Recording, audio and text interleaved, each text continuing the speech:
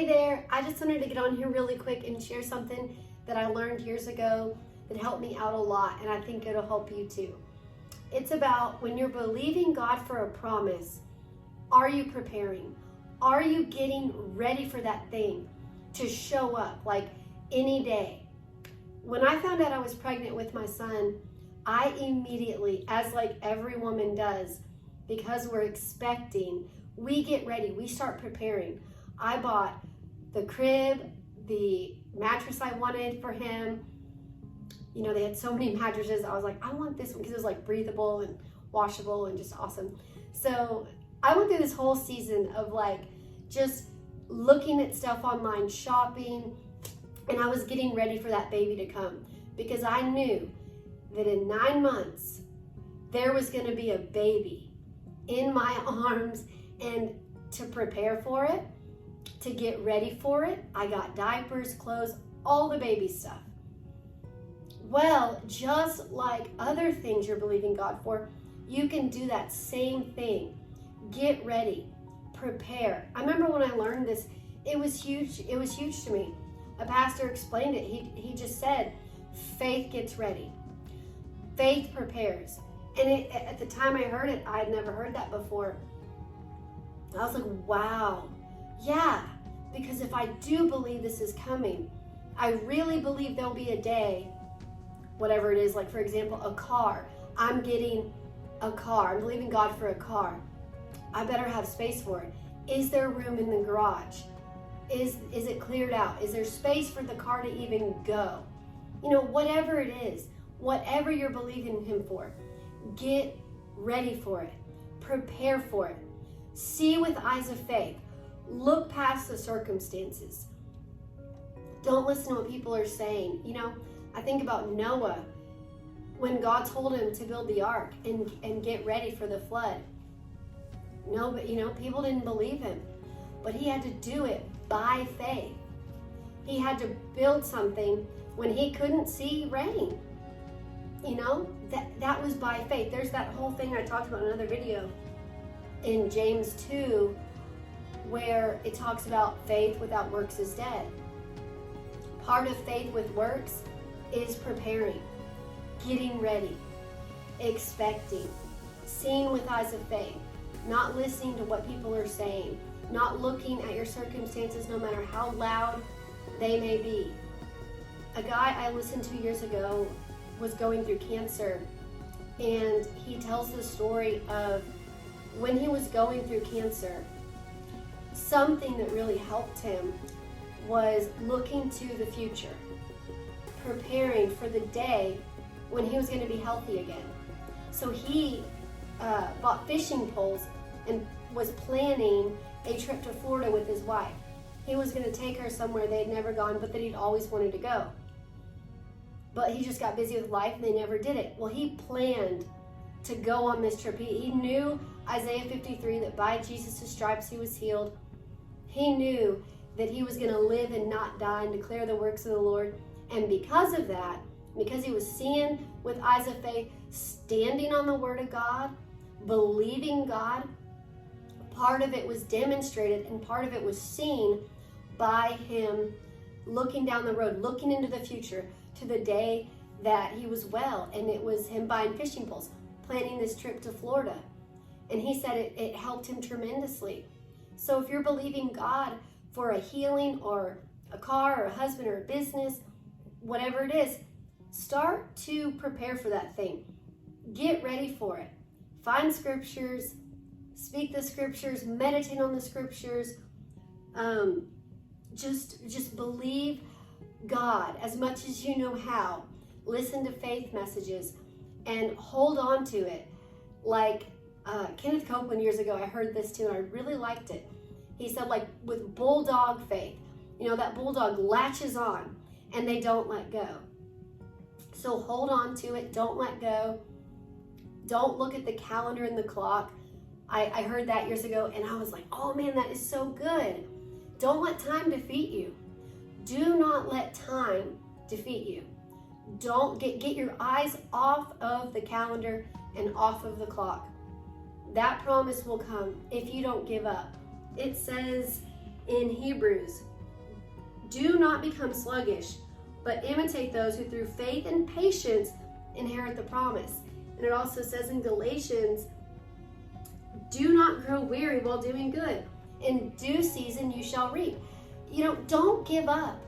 Throughout the whole Bible, you can see stories of victory and triumph. Just go to Hebrews 11. You will see victory, triumph, because these people didn't give up. And they acted out in faith and their boldness. They did things that others wouldn't do. And when you do things that others won't do, you will get things others don't get. And I noticed that, me and my husband, we talk a lot about where we were and where God's brought us. And we did things that, maybe family members of ours wouldn't do, or maybe looked down upon or frowned upon. But we did it by faith, and we prepared by faith and believed the word, and we got breakthrough and entered into a new season. And I'm so glad we did, because we wouldn't be where we are now. There was a time in my life where I didn't think I'd ever have a baby. I didn't think we'd ever have a home. Where I was back then and the circumstances and how loud they were, I couldn't see us owning a home. I couldn't see me having a baby. There was a point where I was like 90 pounds, just some health issues. And if you were to tell me back then, if you would have told me you're gonna have a baby, a great pregnancy, a healthy baby boy, I probably would have just shrugged my shoulders. I just couldn't see it. If you would have told me years ago, you're gonna own a home one day, a very nice home, I just probably wouldn't have been able to picture it. But then when you get into the word and you renew your mind, you find out how big your God is.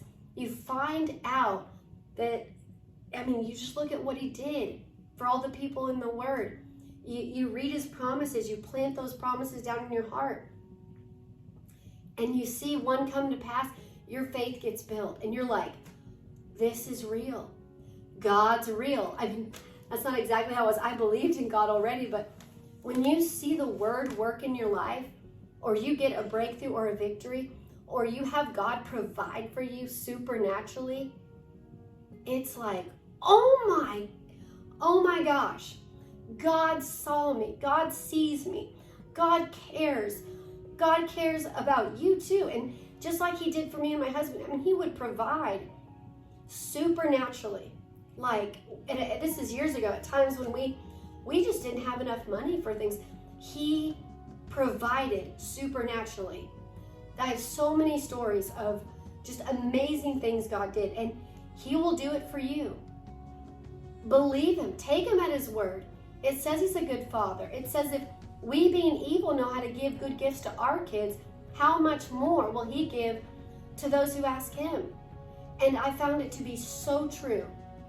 When we decided to start reading the word, believing these scriptures, saying them, confessing them, putting them in our heart, believing him, expecting and thanking him.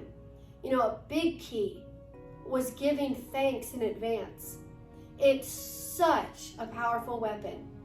When we were believing God for our house, during that season, it was a long story. I think I had a video, I think it was my first video. I didn't share about it, but there was a moment during that season of us trying to buy a house that I was like, it just didn't look like it was going to happen. Well, one night I got a dream that I needed to praise God. Like he was letting me know, you're not thanking me. You're not praising me. Just give praise. It's done deal. Thank me in advance. Just get into praise and thanksgiving. And I was like, oh my gosh, I haven't done that. I've been a little bit fretting and letting the circumstances speak loudly.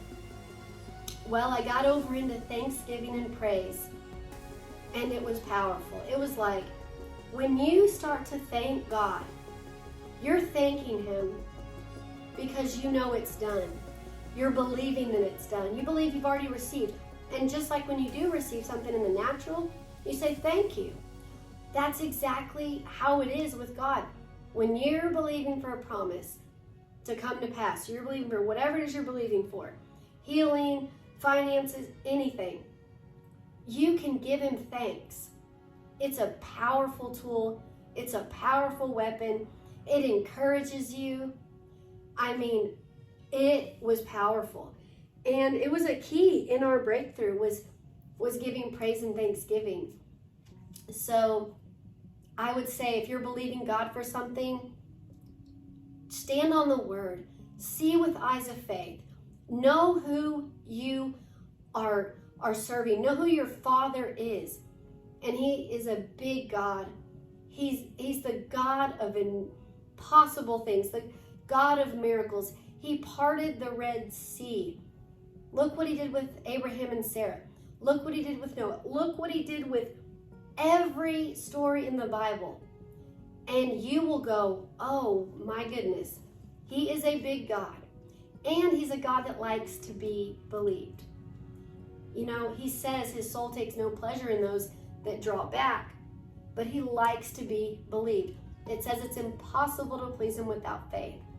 So, you know, get into the Word, get into faith, believe Him. And when you're believing Him for something, a key to it, just something that's helpful, is start preparing, start getting ready. That's what really helped me in the past. It's not the whole thing, but it's a part of it. And it was significant in my life.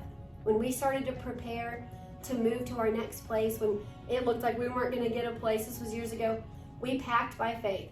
Our walls, our place was packed from floor to ceiling with boxes. When they said there's nothing available in the specific town we wanted to live in, it just looked like it wasn't going to happen. I had realtors looking with me for a place to rent. I was a realtor. I couldn't find anything. Things were on the market like 24 hours and gone. But we packed by faith. We got ready. You know, get ready. Prepare for that thing. Just like if you're a woman, if you're expecting a baby, prepare. Get ready. If it's a vacation, go buy sunscreen or a bathing suit.